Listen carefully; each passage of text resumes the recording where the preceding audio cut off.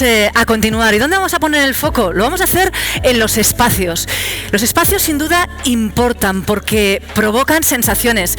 No sé si os ha ocurrido hoy cuando habéis entrado, nada más abrir la puerta, os habéis acercado aquí a la catedral y habéis sentido algo especial, porque hoy este espacio no está elegido al azar. El encontrarnos aquí, en esta catedral, en este refectorio, el poder tocar la piedra, el tener aquí mismo un retablo del siglo XV, todo esto nos está aportando algo. Y es que en un evento los espacios crean magia, crean sensaciones, pero a los espacios hay que saber leerlos, hay que ver cómo sacarles el máximo partido, cómo hacer que se adapten también a lo que en ellos va a ocurrir. Y nuestros siguientes invitados, sin duda, saben de ello, se dedican a esta cuestión en su día a día. Así que sin más, vamos ya a darles paso. Hoy tenemos con nosotros la fortuna de contar con Íñigo Argománez, CEO de Getting, a quien le invitamos a que nos acompañe, al igual que a Fernando. Adelante, sí, por favor. Bienvenido. Siéntate que esté para Fernando de Portugal, CEO de Last Lab, también es nuestro siguiente invitado. No le veo con los focos, con las luces. ¿Dónde es? Ah, aquí, perfecto. Adelante. ¿Quieres sentarte aquí? ¿Te parece? Adelante. Y enseguida también, ¿ya estás listo? ¿Preparado? Es Javier Lacunza, CEO de ProVenue, quien nos acompaña como moderador. Adelante. Toma asiento.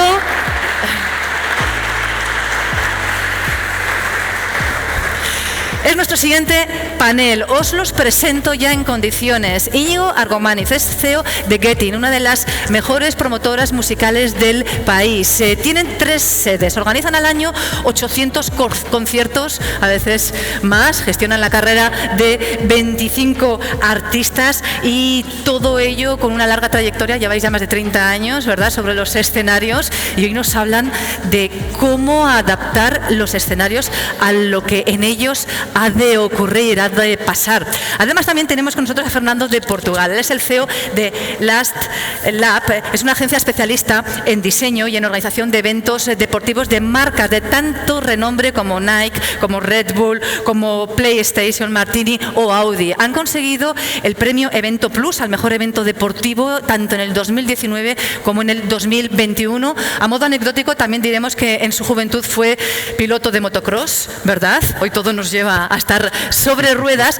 Y también hoy debemos excusar a quien también nos iba a acompañar, a Manuel Saucedo. Él es el consejero delegado y accionista de Impulsa Evento e Instalaciones, es la gestora del WeSing Center en Madrid. Por cuestiones de última hora no ha podido acompañarnos, pero sí que viene Javier, que a la vez de moderador, como él no lo va a hacer, pues también vas a representar a tu jefe, fíjate tú qué cosas te pasan en la vida, y contarnos más acerca de la labor. Os cuento también que Javier es director general de ProVenue, es la empresa que aborda proyectos de gestión y consultoría en infraestructuras tanto públicas como privadas. Y aquí también le conocemos muy bien porque durante muchos años hemos tenido la oportunidad de disfrutar de su gestión. Así que ya sin más, abrimos las puertas de los escenarios y nos contáis cómo hacéis para que sean parte importante de un evento. Así que os escuchamos. Gracias.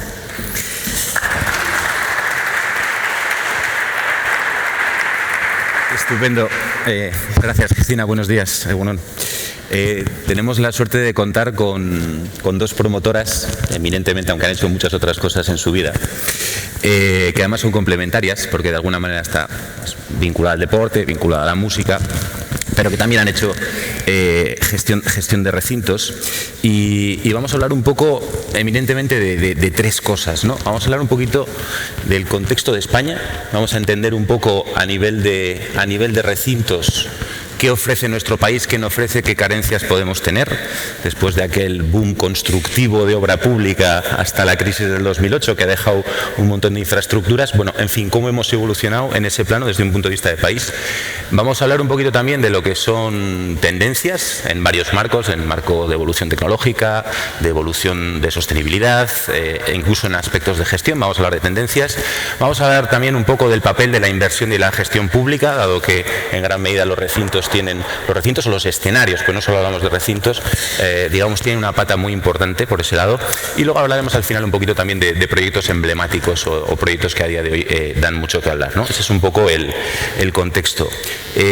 Me gustaría empezar con una pequeña reflexión, y es que si cogéis el programa y leéis la primera palabra de la ponencia de las 9:30, dice industria, y la última de las 16:15 dice inolvidable. Somos una industria inolvidable, ¿no? Y luego en el medio leemos escenarios, escaparates y seducción. Yo creo que esto define bastante bien a lo que nos dedicamos, porque es una industria atractiva, es una industria interesante, ¿no?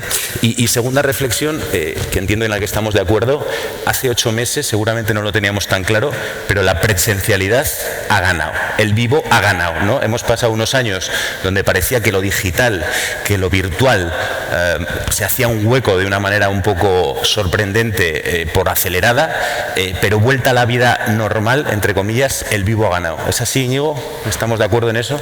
Bueno, buenos días. Primero, perdón porque tengo una afonía permanente y no es por cantar ni por ayer anoche, porque nos portamos todos, por lo menos casi todos, muy formales.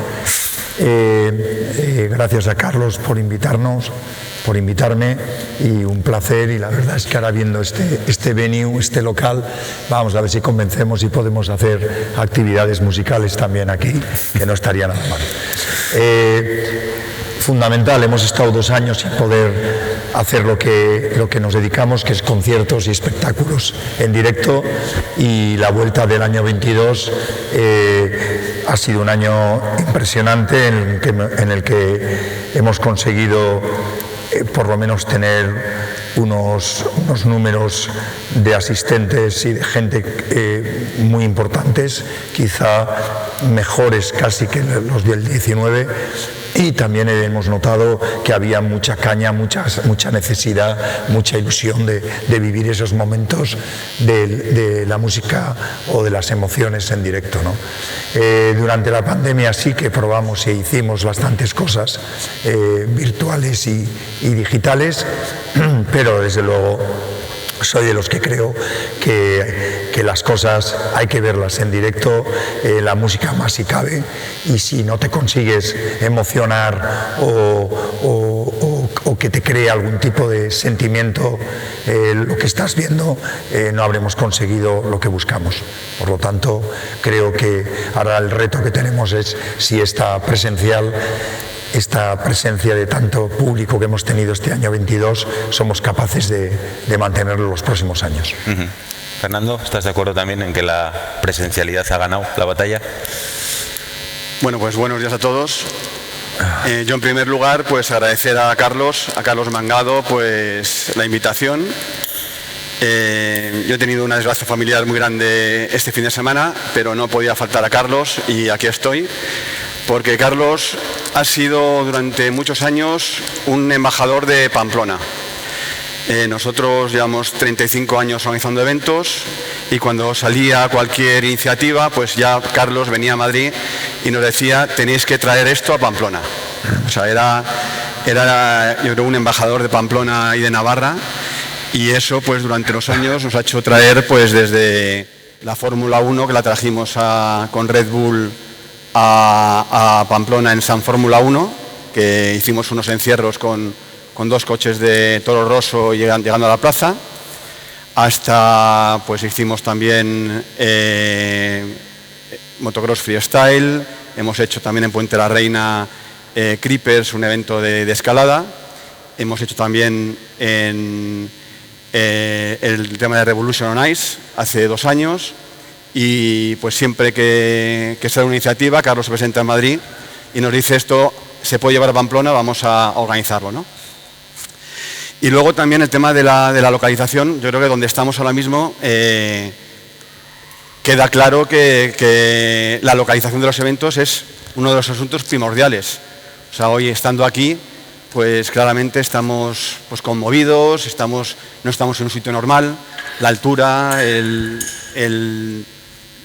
la antigüedad de la instalación, todo nos hace pues ya estar en un momento que para recibir el mensaje o para comunicar o para emocionarnos pues es mucho mayor, ¿no? Y ya he nombrado la palabra clave, que es emoción, porque nosotros, cuando me dicen a qué me dedico, pues yo promotor, hago eventos como promotor, pero no soy promotor. Y me dicen que soy una agencia de publicidad de patrocinio, pues también hago mucho patrocinio, quizá es lo que más me parezco, ¿no? Pero, sin embargo, yo siempre que ya adentramos un poco, porque no tiene nombre, pues somos un sector que nos dedicamos a la experiencia en directo. Y la experiencia en directo, pues como decía Javier, pues pasó una crisis horrorosa con la pandemia. No la esperábamos, lo habíamos oído ya pues con la gripe aviar y tal, que ya hicimos un plan de crisis que podía pasar, pero el golpe que nos dimos con la pandemia fue espectacular. O sea, de repente pues nos confinan, nos prohíben salir de casa, nos prohíben relacionarnos y pues imaginaros nuestro sector que se dedicaba exactamente a eso, pues hablando fríamente nos prohíben trabajar. O sea, con criterio y sanitario y tal, pero claro, hay un sector que somos la noche y los eventos, que el gobierno y la administración nos dicen que tenéis prohibido trabajar. Oímos que el sector turístico, el sector de la hostelería, que son sectores que son muy lobby, que son muy importantes en este país, pues que se podían cerrar las terrazas, que 4 mesas, mucho problema, pero nosotros estábamos en casa sin poder trabajar. Entonces, pues esto aceleró lo que contaba Javier, que era, pues paralelamente en los últimos años está saliendo todo el tema digital, como nosotros pensamos que es un complemento a la experiencia en directo, ¿no? Pero porque hay empresas que se dedican y hay un sector digital, pues ellos intentan vendernos o vender a nuestros clientes o vender a los espectadores que son sustitutivos. O sea, que es lo mismo ver un concierto por YouTube que la experiencia de ir a un concierto en directo. Entonces esto no tiene sentido, si lo pensamos no tiene sentido porque somos seres humanos, no somos androides, tenemos 5 sentidos, en la pantalla solo se pueden usar 2 y queda claro que cuando bajas al bar con el cliente o con la gente que somos claramente humanos y nos gusta relacionarnos y tal, pero la pandemia llevó a que no podíamos ni tener entrevistas presenciales con la gente. O sea, empezamos a vivir todo desde una pantalla. Esto llevaba, por ejemplo, a cosas marcianas, que nosotros empezamos a hacer eventos de running y de ciclismo virtuales con rodillos y conectábamos con Indurain, con Valverde, en el rodillo de su casa, viendo pues a sus hijos una foto y tal. O sea, era flipante, ¿no os acordáis? Entonces todo hizo esto que la industria digital propusiera con los croma, con todo aquel lío, que lo presencial había muerto y que lo digital era el futuro. Si a esto le sumamos la gran herramienta para nuestros clientes, patrocinadores, que es que el tema digital se puede medir todo, o sea, para mí una herramienta fundamental del tema digital es que se puede medir. O sea, las redes sociales, pues tienes una métrica exactamente. Cuando vas a un concierto es difícil medir la emoción de la gente, el éxito con datos concretos y con una métrica es difícil. Lo que pasa es que Íñigo os lo comentaba antes, yo con todo mi entorno, clientes, espectadores, invitados, cuando un evento sale bien hay un consenso de que ha salido bien y cuando sale mal hay un consenso. No solemos, un partido acaba 0-0 y es un coñazo, pues no sale una gente encantada y otro sale tal, o una carrera que no es emocionante, hay un sentir común, ¿no? Pero tuvimos ese problema, lo sufrimos, porque los clientes, al no poder trabajar con ello, desviaron los presupuestos a todo el tema digital. Las empresas digitales de marketing digital funcionaron muy potente con todo el tema inmerso de redes sociales e influencers y streamers, y hubo un momento pues que todos dudamos un poco, porque esto era una ola, no se acababa, llegaba otra ola, y entonces, pues acordaros cuando llevamos 7 meses de pandemia, pues a lo mejor estábamos condenados a un mundo digital. Sin embargo, yo por ejemplo, fui siempre un defensor, bueno, por supuesto un defensor a tope de lo que es la experiencia de directo, pero claramente cuando empezó esto a remitir, pues había unas ganas de volver a vernos, unas ganas de volver a emocionarnos, de ir a eventos, que ha sido brutal y ha sido el claro ejemplo de que somos humanos, de que somos sociales, de que nos gusta salir al campo, montar en bici, y nos gusta correr y nos gusta pues socializarnos, y es más, en el mundo latino mucho más. O sea, decían antes, los invitados anteriores decían que son italianos y son españoles, es que no me extraña, es que la emoción en España e Italia se vive de otra forma, por el clima y por todo, que los nórdicos. Es que ya me extrañaría que los promotores de motor fueran de Noruega. Es que me extrañaría, ¿no? Aquí vivimos en la calle, vivimos en el mundo en directo, y entonces pues somos expertos de eso. Somos expertos de lo que es el sector de la experiencia en directo, ¿no? Uh-huh. Y ahora que estamos de vuelta y que parece que efectivamente el directo es la baza, ¿qué situación tenemos en España? Tenemos que hablar de recintos, es lo que nos trae hoy a esta mesa. ¿Cómo estamos en España? Vosotros como organizadores, ¿tenéis los aforos, las configuraciones que necesitamos? ¿Tenemos equipamiento excesivamente viejo, sin actualizar? ¿Qué tenemos entre manos en nuestro país? Bueno, yo sí me remito a mis 30, 40 años que llevo en este negocio, y empezábamos y teníamos el triángulo famoso de Barcelona, Madrid, San Sebastián, y no teníamos dónde mucho elegir en los años 80. Bueno, a partir de los años 2000, cada ciudad tiene un recinto nuevo, han ido creciendo. Creo que hay una cantidad muy importante, por eso se ha diversificado mucho las propuestas, aparte de las ayudas y la coordinación o potenciación que haga cada institución en las diferentes provincias o comunidades. Creo que tenemos una cantidad importante de recintos, tanto auditorios, en la que también los primeros auditorios nos costó mucho, y tuve la suerte de inaugurar bastantes auditorios en España, introduciendo el rock, que me costó mucho en algunos.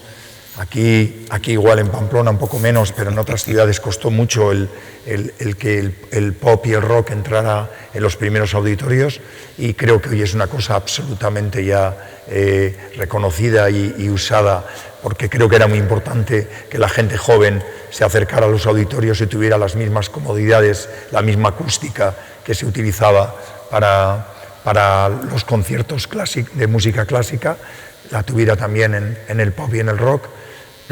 Y creo que eso era buena para culturizar y para acostumbrar a la gente, no solo en la parte musical, sino también la de los comportamientos del público en los eventos. Creo que los auditorios han servido, y la forma de hacer los conciertos, respetando los horarios, las filas, las entradas, las salidas y la calidad, ha servido también para educar mucho a la gente luego en los comportamientos de los recintos.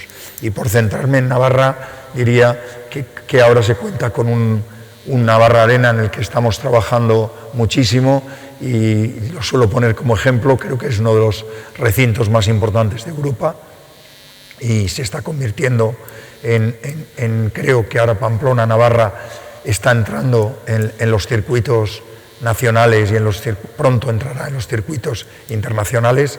Y creo que, como estábamos antes hablando, el espacio es muy importante. Voy a contar una anécdota que me ha pasado hace 15 días, que ha sido el realizar dos conciertos con el mismo artista en dos ciudades distintas, en la que en uno, poniendo las entradas a la misma vez, he agotado las entradas en 10 días, y en el otro no he vendido más que 300 entradas, y en San Sebastián me he vendido las 1.800 entradas. Y obviamente ha sido porque me he equivocado en la segunda, en la que no ha funcionado, en elegir el espacio. Es fundamental el espacio cuando no se es muy fan de un artista, o cuando hay un interés por ver algo y no es el lugar adecuado, o el precio que pones no es adecuado al espacio que vas a tener, ¿no? Cuando yo le decía a Javier que es verdad que cuando se inaugura un espacio como el Navarra Arena, hay que intentar que esto aguante unos cuantos años y no sea de salida solamente, ¿no? Queda muchísima gente porque todavía conozcan Navarra Arena, afortunadamente, y además empieza a ser eso que ha hecho Navarra, viajar siempre a San Sebastián o a Bilbao a los conciertos, ahora nos toca a los guipuzcoanos venir a Navarra a ver los conciertos, y yo creo que a medida que la gente vea el pabellón en la arena, se irá dando cuenta que no es lo mismo ver un concierto en este, que no voy a decir en otros locales, que no tenemos ni la acústica, ni está en vetusto, en que no se ha cuidado, etcétera, etcétera. Es importantísimo, y creo que tenemos en algunas ciudades que actualizar y que se conviertan en multiusos, y puedan tanto los promotores de espectáculos deportivos como los promotores musicales, como el deporte en sí, pueda convivir, como es el caso, y pondría que, aunque no esté Manuel, podríamos decir como el WeThink, que juegan dos equipos de básquet, que encima uno es el Real Madrid, que es europeo, y conviven con 100 y pico espectáculos al año, ¿no? Con lo cual deducimos un poco de tus palabras, Íñigo, que hay una cierta simetría, ¿no? Ha habido una inversión importante, ha habido creación de auditorios, ha habido creación de multiusos, pero seguramente seguimos teniendo ciudades importantes que adolecen de una falta de infraestructuras. No sé si, Fernando, tú coincides con ese punto de vista desde tu óptica. Quizás. Fernando, sí. Una última... También me acuerdo, por también acordarme de una parte negativa en Navarra, el espacio es muy importante, pero hay que saber dónde se hace el espacio, ¿vale? En Navarra hubo una de las mejores salas de Europa, que se montó con mucha ilusión, y seguro que los promotores que la montaron en Lesaca fue maravilloso, pero era una sala para haber estado en Madrid, en Barcelona o en París, no en el lugar en que estaba. Por lo tanto, los espacios tienen que estar allá donde pueda haber una población que pueda llenar ese espacio. Fernando. Cuando me haces esa pregunta, lo que hay en España eran polideportivos. No eran polideportivos que eran para jugar al básquet, para equipos de baloncesto, equipos de fútbol, que era lo que existía hace 30 años. Entonces había campos de fútbol, que un campo de fútbol se usa 30 días al año y está 330 días vacío, sin hacer nada. Eso fue, por ejemplo, por eso nosotros nos acercamos a Miguel Ángel, al Atlético de Madrid, y dijimos: oye, tienes este problema, vamos a solucionarlo, que lo que decías de gestionamos nosotros los 330 días que no hay fútbol. Y por eso llegamos a un acuerdo con unos años con el Atlético de Madrid, y usamos el antiguo Calderón para hacer eventos no futbolísticos. Pero claro, cuando nosotros, por ejemplo, Last Lap, sobre todo lo que organiza es eventos, organizamos la Copa del Rey de baloncesto y funcionamos muy bien en un campo de baloncesto, pero claro, cuando vamos a hacer un evento de hielo o un evento de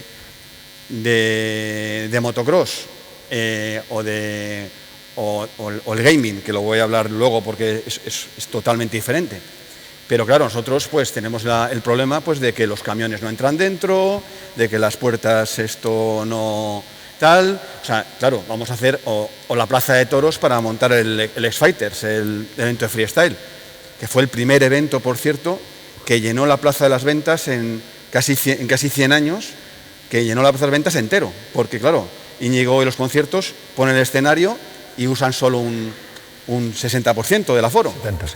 Entonces, claro, pues imaginaros todo el mundo taurino cuando llenas una plaza de toros y te das cuenta de que en la plaza de toros se están colando durante la historia de los toros, 5.000 personas entraban gratis. Yo monto el aforo, monto tal, y me doy cuenta que aquí es un coladero, que los gorrillas, ¿te acuerdas? Sí. Que los gorrillas, que son unas familias de la vida que llevan pasaban a la gente, y por aquí está Miquel Huarte, que el primer año desesperado, o sea, teníamos un sobreaforo que nos llevó a vender solo el 80% del aforo, porque no podíamos luchar contra eso. O sea, eso es una pequeña píldora de los problemas que hemos tenido nosotros para hacer rock y para hacer eventos en polideportivos. Entonces, los polideportivos empiezan al principio nos odiaban, porque pues este señor era un gamberro y yo iba a romper la instalación, porque me metía tierra, sacaba tierra, metía hielo, metía no sé qué. Entonces, poco a poco esto fue evolucionando y empezaron, porque veían que era negocio, pues porque además trabajamos con administraciones públicas, porque los polideportivos eran de propiedad pública, pero los políticos empezaron a ver que los eventos, los conciertos eran interesantes para la ciudad. Tenían una rentabilidad. Tenían una rentabilidad social pues, y económica de hoteles, de hostelería, de turismo. Pues estoy hablando hace 20 años. Sí. Pues todo esto llevó a cambiaron el nombre. Pasaron de polideportivos a instalaciones multiusos. Pero la instalación era la misma. Entonces, ahora mucha gente habla de multiusos, pero tú llegas y hay una cancha de unas medidas, han hecho unas gradas retráctiles, bien, pero cuando quitas las retráctiles te quedas sin aforo. Y no hay una verdad. En España, pues, hablamos antes del BEC, Pamplona también, el Arena Vuestro también tiene, pero no tenemos como el Bercy Arena, no tenemos una instalación multiusos, que es imaginaros un recinto ferial alto, grande, con accesos para público, para camiones, para instalación, con tomas eléctricas. Eso en España no existe. Entonces, por ejemplo, es el tema de, hablaban ahora de Las Vegas. En Las Vegas es que es todo así. Es que en Las Vegas todo funciona así. Por eso, pues los conciertos que de Frank Sinatra, tal, que veías, o los mítines las veladas de boxeo que veíamos de Cassius Clay, que decíamos, pero ¿esto dónde coño lo hacen? Es que no se ve el techo y no se ve las paredes. Eran unos espacios gigantescos. Eso no lo hay en España. También estamos con el tema inmobiliario, la especulación. Si montas algo, tienes que montarlo muy lejos. Iba a decir que no tenemos desiertos, como en Las Vegas, pero bueno. Pero bueno, las grandes salas de Madrid, del Rocola, todas las salas de donde íbamos a los conciertos en los 80, pues todo desapareció por especulación inmobiliaria. Sí, sí. Porque pues, mejor montar un supermercado que hacer 10 conciertos, ¿no? Y entonces eso nos llevó pues que pues el Wizzing, por ejemplo, el fenómeno Wizzing es que prohíben hacer eventos en la Plaza de Toros que no sean taurinos, lo que era la nevera, el Madrid con la nueva ciudad deportiva tal. Y entonces existe Vista Alegre, una ciudad de 4 o 5 millones de habitantes con un entorno de alrededor de 10 millones que van con el mensaje de Madrid, porque Ávila, Toledo, a una hora vas a un concierto a Madrid y vuelves a dormir a casa, pues claro, se convierte que tienes 10 millones de personas en que solo tienen 2 instalaciones, porque IFEMA pues no funciona, ¿no? Entonces, somos de España. Nosotros, por ejemplo, frente a la charla anterior, nosotros trabajamos en España. Trabajamos también con público de cada ciudad, porque sí es verdad que el concierto y el evento nuestro nosotros lo medimos, suele traer gente de otras comunidades y tal, pero normalmente se hace un evento en Pamplona, en Madrid, el 80% son habitantes al ser por la tarde o noche, no pueden volver 5 horas y además no es seguro. Y luego también, pues, un tema muy importante cuando se habla con promotores serios y organizadores de eventos profesionales, es el tema de la seguridad. O sea, nosotros, y también lo ha dicho antes Carmelo, con las motos, el primer aspecto que trabajamos cuando hacemos un evento es la seguridad. Entonces, cuando tratas con gente y con mucha gente, la seguridad es la parte más fundamental y en lo que no se ahorra nada. Entonces, las instalaciones y los polideportivos, pues tenemos que hacer un plan de seguridad que muchas veces lleva a que los aforos no son rentables, a que no es posible con todo el control de accesos. Y eso, la verdad es que estaría muy bien decir que lo llevamos encima, pero eso ha sido gracias a la cantidad de errores que cometimos en el pasado, porque en algún aforo como el de San Sebastián hemos metido 18.000 personas en algún lugar que ahora tenemos un aforo de 5.800 personas, ¿no? Entonces imaginaros, como algo escrito lo puedo contar, pero quiero decir que imaginaros dónde estaríamos, ¿no? Todo eso afortunadamente nos ha ido enseñando tantos años de trabajo, de tantos errores, que llegas a una conclusión que lo primero es la seguridad del público a que te vas a dedicar, y además porque empresas como las nuestras no trabajamos a one shot, no trabajamos a un evento puntual, sino trabajamos a años. Llevamos 32 años en nuestra empresa trabajando. Creemos que es importante la forma de hacer las cosas, el ir creciendo a medida que ha ido creciendo y siendo más duras las leyes y las obligaciones que tenemos como promotores.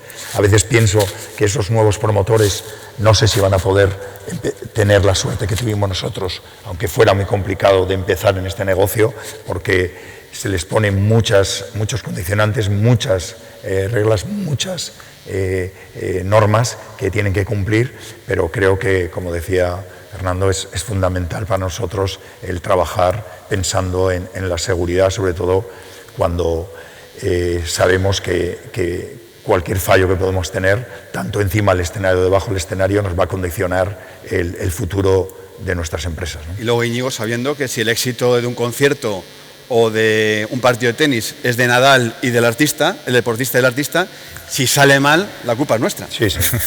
Eso no hay ninguna duda. La culpa suele ser del recinto porque muchas veces no se conoce tanto a la figura del promotor. O sea, la gente directamente apunta al recinto, sobre todo en el caso de crisis, ¿no? Me parece que también... No, hasta el propio gestor del recinto te señala minuto 1 si pasa algo.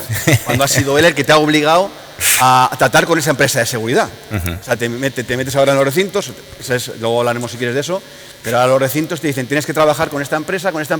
Oye, perdona, yo tengo mis empresas.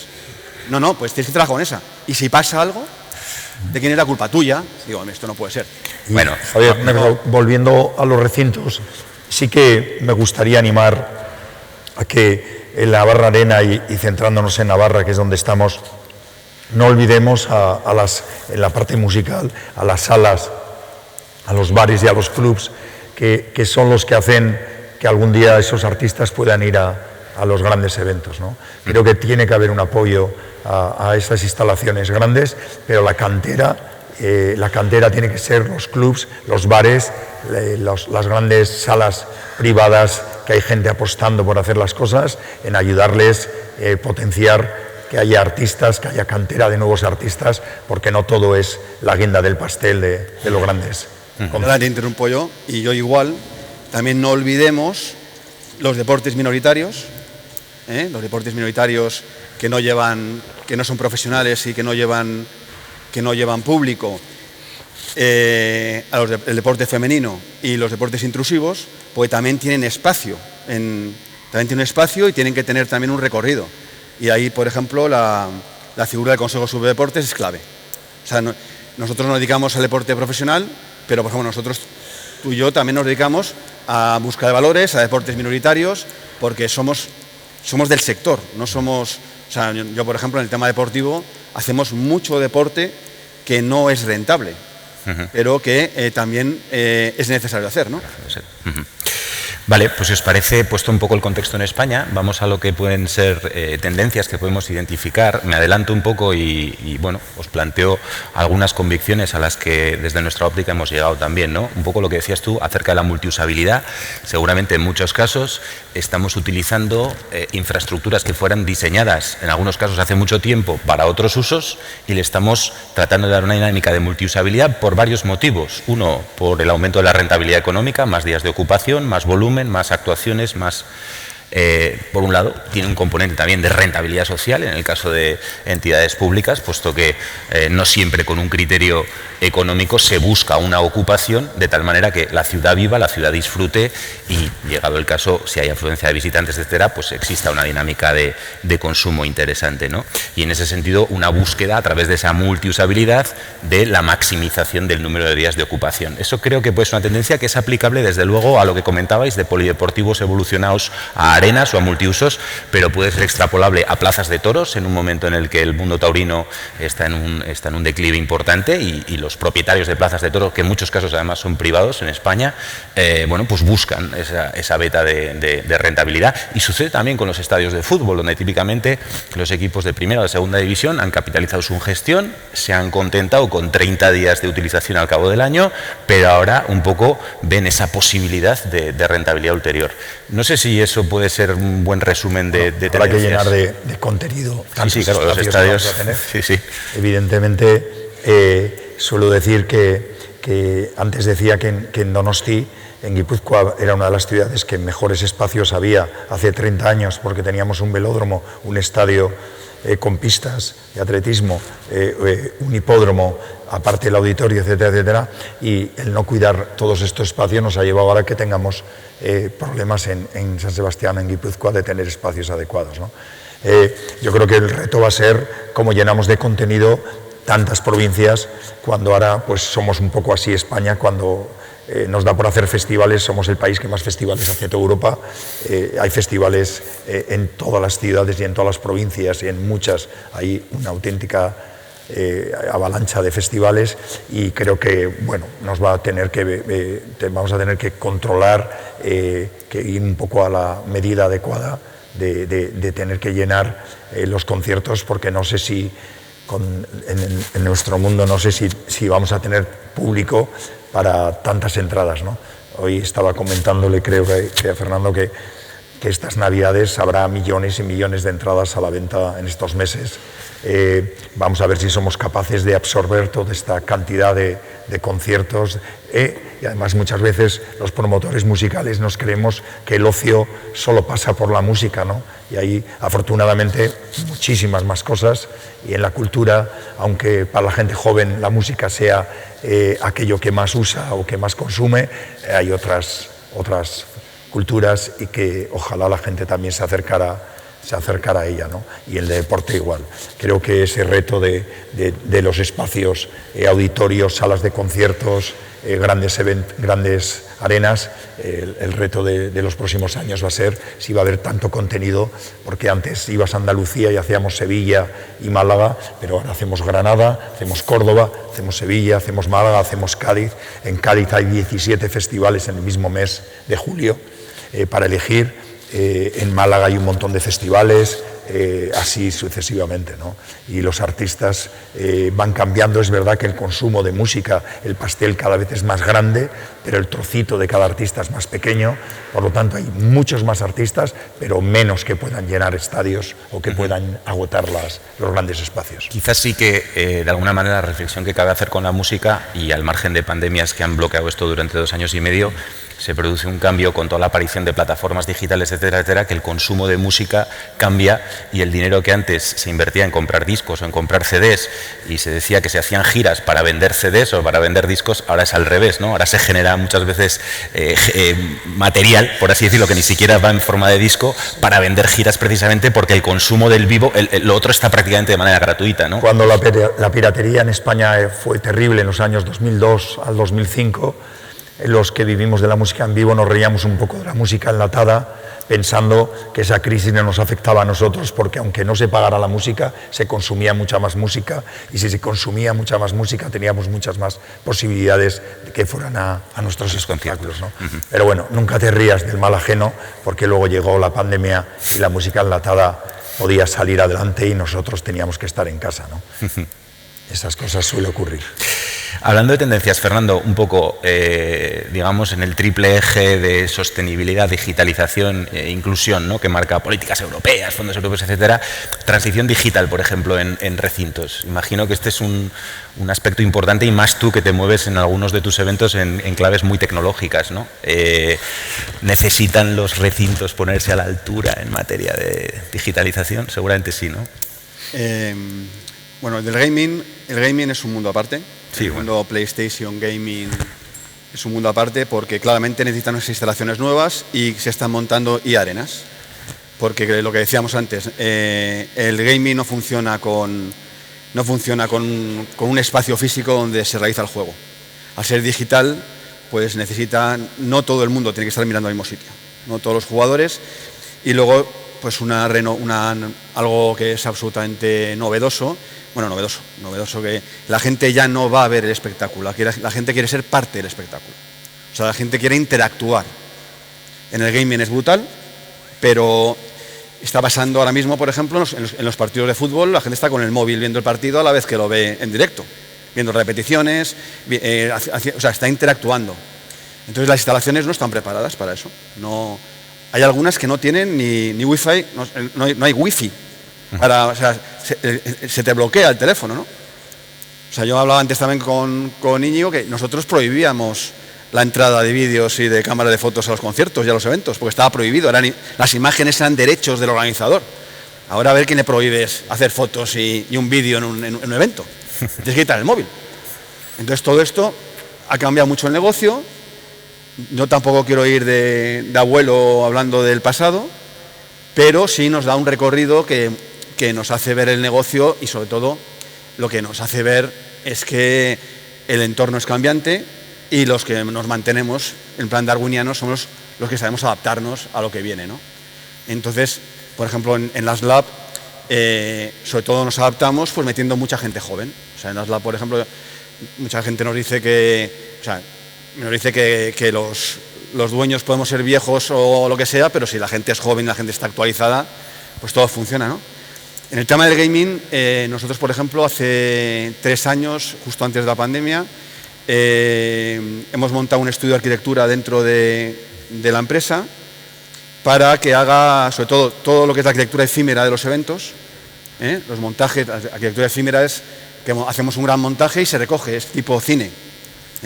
Porque yo siempre lo digo, a mí lo que me gustaría tener es unos espacios multiusos que pudieran funcionar como unos estudios de cine, pero con posibilidad de meter gente dentro, como un estudio de televisión pero gigante, ¿no? Pero que tuviera pues todos esos servicios que no tiene pues un campo de fútbol, un teatro o un hotel, porque estamos hablando de estadios, pero nosotros, por ejemplo, el estadio últimamente hacemos menos eventos por un poco el tema del ticketing, que necesitamos aforos muy grandes para hacer eventos de mucha calidad, necesitamos 10.000, 12.000 de break-even y muchas ciudades no lo tienen.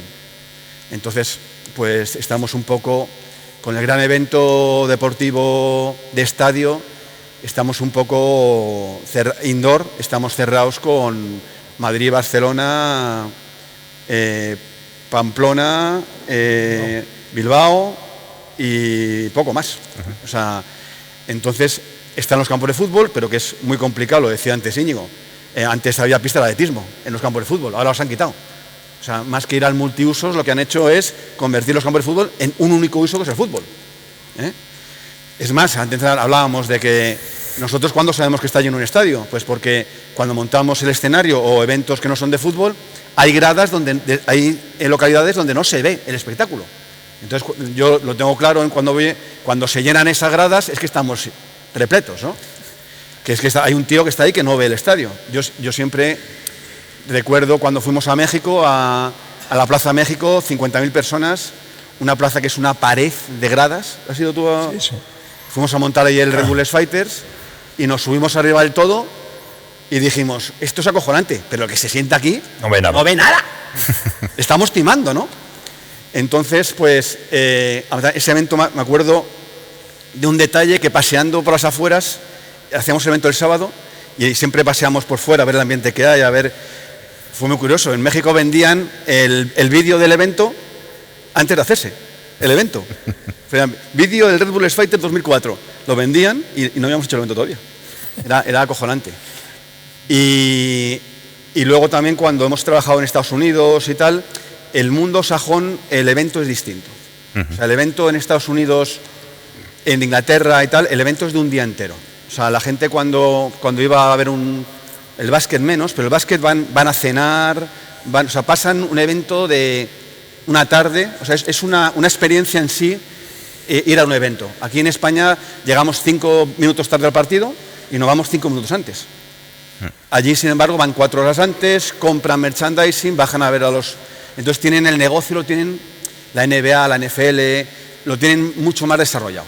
Lo que pasa es que no es adaptable. Nosotros hemos intentado hacer muchas cosas y somos distintos y luego tenemos el tema de los bares. Cuando han venido ellos a vernos, yo soy de Atleti, por ejemplo, de Atleti Bilbao, cuando vienen a San Mamés y ven el ambiente que hay fuera del estadio en los bares,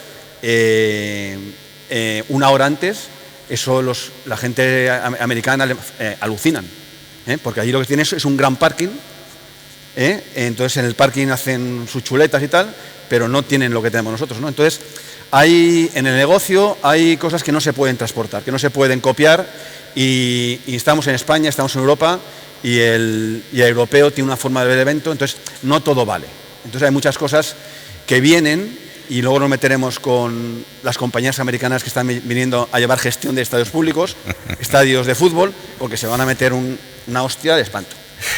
Pues me sirve de puente lo que estabas diciendo, porque precisamente esa iba a ser mi siguiente pregunta y ya prácticamente el final de la intervención, ¿no?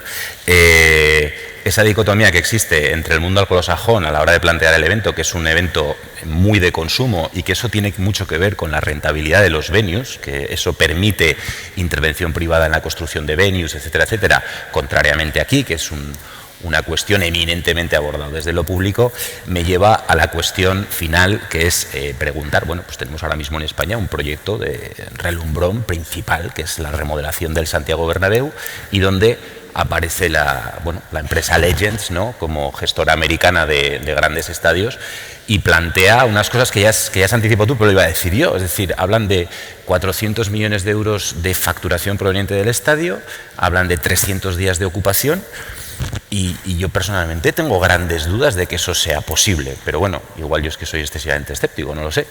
¿Cómo lo veis vosotros? ¿Estáis también...?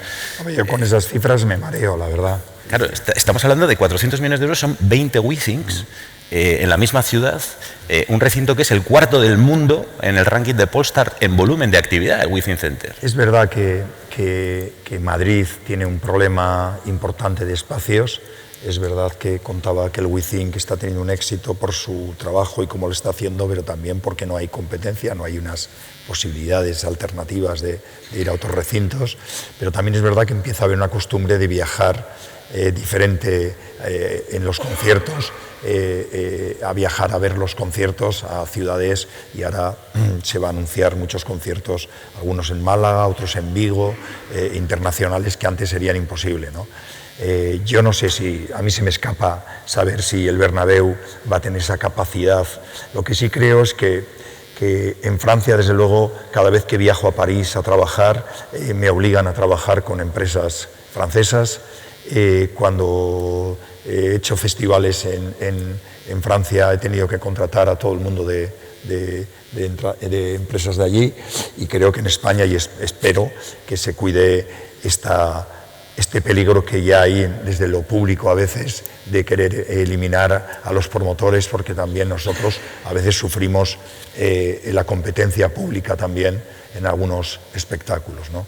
Y me parece muy bien que lo público promueva cultura, es fundamental que lo ayude, sobre todo que se centre allí donde no llegamos los privados, ¿no? Y a veces pues también sufrimos esa competencia. Los espacios, ¿cómo lo van a llevar? El Bernabéu, no tengo ni idea. Lo que sí sé es que el Wanda, por ejemplo, que ya no se llama Wanda, se llama... Sí, el Civitas Metropolitano, sí. Está haciendo los conciertos que no se han hecho en los últimos 20 años, ni que se han hecho en Calderón. Creo que hay una cantidad de espectáculos y festivales en España que yo creo que no habrá en todo el resto de Europa. Y como has dicho tú, soy un poco escéptico si va, aparte de la parte internacional, que tenemos que pensar que es atractivo España, y que festivales como Primavera, Sonar, los grandes festivales como el BBK o el Mad Cool, mucho o más del 50% puede ser gente que viene de fuera de España. Los que nos dedicamos más a promocionar artistas españoles vivimos del público, casi del 90 y tantos %, el público español. Bueno, ese va a ser el gran reto de cómo vamos a convivir con tanto artista internacional entrando en España, con los artistas nuestros, y encima con esta subida de precios en los tickets, ¿no? Creo que hay... No sé si habéis seguido una polémica que ha habido con Taylor Swift en Estados Unidos a raíz de las ventas de entradas y de los gastos de distribución, pero creo que vamos a tener un debate interesante, como también el debate que estamos teniendo, que notamos que cada vez que ponemos entradas vendemos el 10 o el 20% de entradas inmediatamente, y sabemos que son agencias organizadas de reventa de entradas, que por mucho que luchamos contra ellas, no ponemos nominativos, estamos trabajando con el tema, sabemos perfectamente que esas entradas que agotamos al día siguiente, como nos ha pasado a Getin este mes, al día siguiente, y a ti te pasó eso en México, pero a nosotros nos ha pasado que antes de salir un concierto, antes de anunciar un concierto, ya Viagogo está vendiendo, perdonad que diga el nombre porque tenéis que recordar de no comprar entradas en las reventas, ya están vendiendo entradas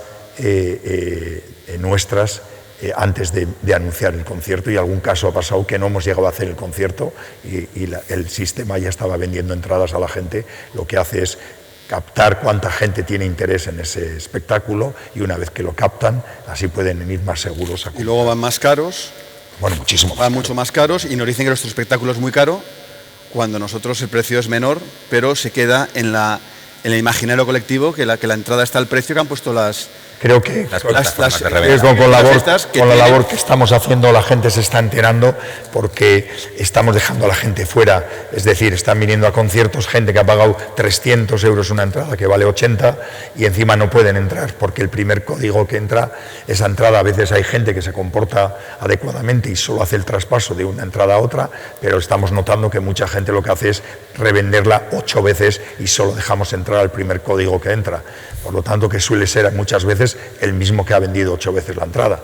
Por lo tanto, es un tema que aunque estamos reeducando e insistiendo con toda la gira de Sabina que hemos sacado ahora, prácticamente 200.000 entradas, pues por mucho que hemos puesto pegas y algunas cosas para que la gente no asista a estos robots y estas organizaciones de reventas, sabemos que al día siguiente que están agotadas todas las entradas, solo hay que entrar en Google y ver toda la cantidad de entradas y a qué precios se están vendiendo. Seguramente tendremos a los compañeros de Veridas y Dasnano con el tema del acceso biométrico tomando nota de todo este problema, porque seguramente sí, seguro que sí. Esa parte de evolución tecnológica en donde se puede entrar para evitar este momento. No te vas a ir, Fernando, sin decirme algo del Bernabéu. ¿Cómo lo ves? Que es la pregunta original, lo que pasa que hemos hecho una expansión aquí en torno al mundo de la música. ¿Crees que Legends conseguirá eso? ¿Asistiremos a un Bernabéu con 300 días de apertura al año, con eventos prácticamente de manera constante? Yo he tenido mucha relación con el Atlético de Madrid y con el Wanda, tuve mucha relación en cuando lo hicieron y cuando diseñaron el plan, la estrategia de explotación, y vinieron pues varias empresas americanas y cogieron las zonas VIP y cogieron no sé qué y cogieron no sé cuánto, no queda ninguna.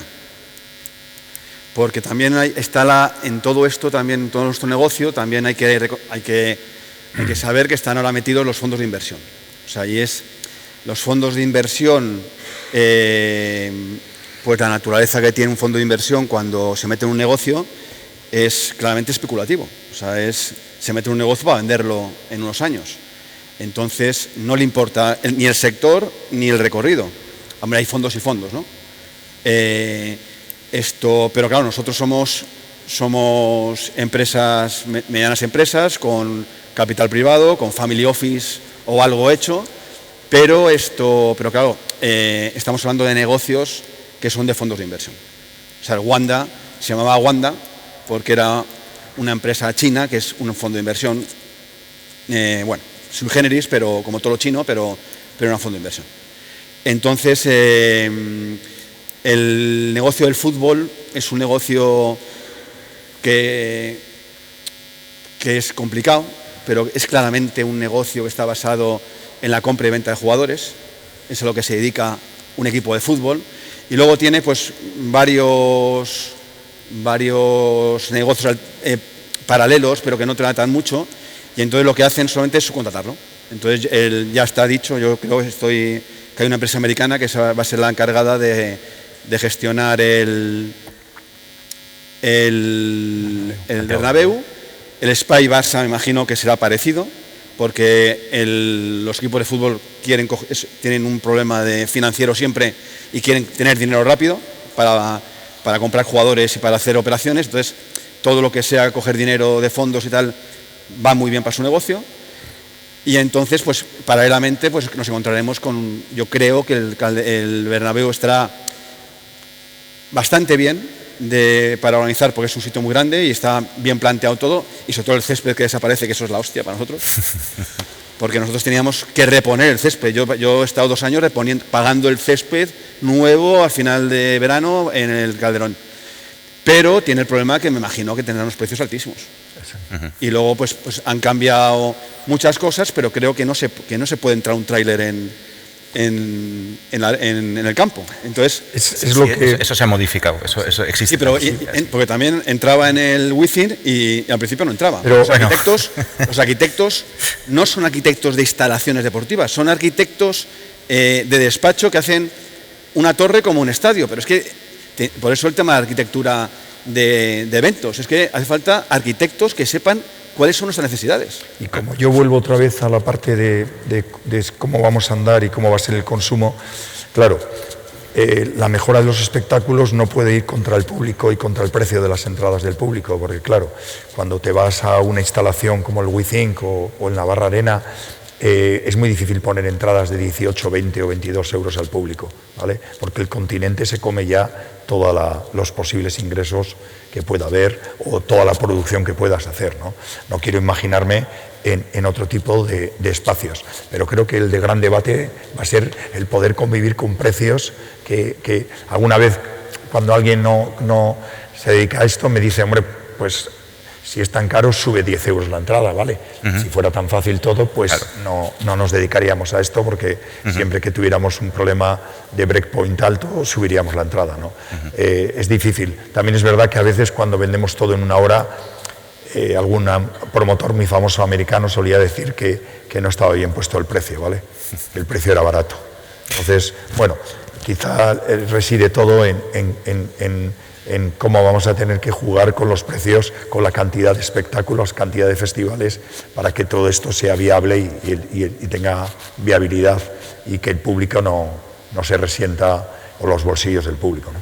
Hombre, están las tiqueteras también estas que usan el modo Amadeus. Según van quedando menos entradas, va subiendo el precio. Precio dinámico. Lo que pasa es que a mí no me gusta porque es que no es, o sea, yo creo que la emoción gusta mucho menos el bajar el precio a medida que va acercándose, señal de que te has dado una leche de narices. Muy bien. Porque el promotor gana y pierde, ¿eh? Sí, no siempre gana. Claro.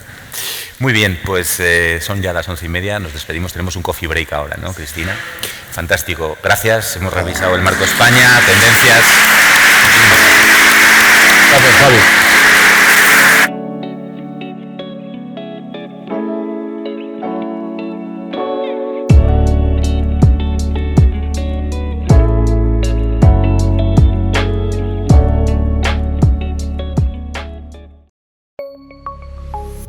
Gobierno de Navarra. Nafarroako gobernua.